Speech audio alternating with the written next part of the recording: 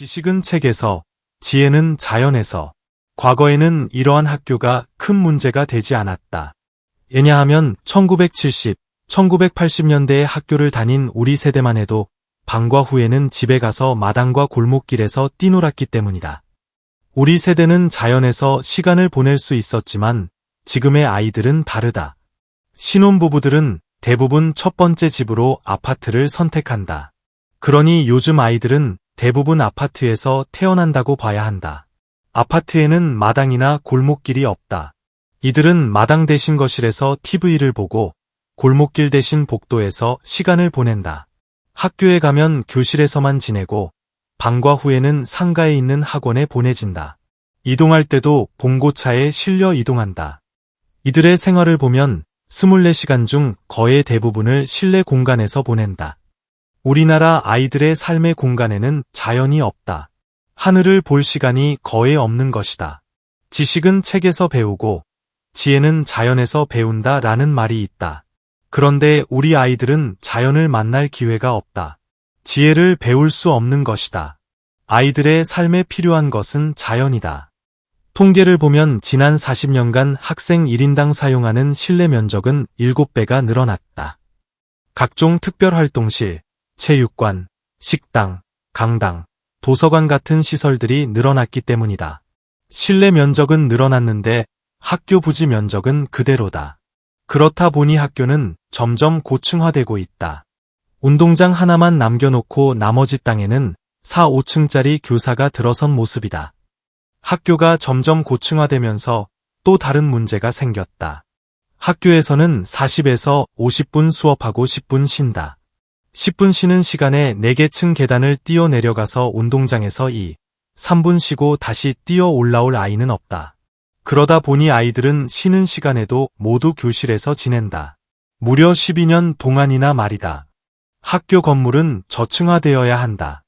그래야 10분 쉬는 시간 동안 잠깐만이라도 바깥 공기를 쐬면서 하늘을 볼 수 있다.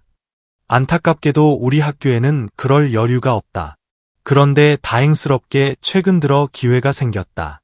학생 수가 줄면서 빈 교실들이 생기기 시작한 것이다. 우리는 이럴 때 빈 교실을 다른 용도로 쓸 것이 아니라 교실을 부수어 테라스라도 만들어줘야 한다.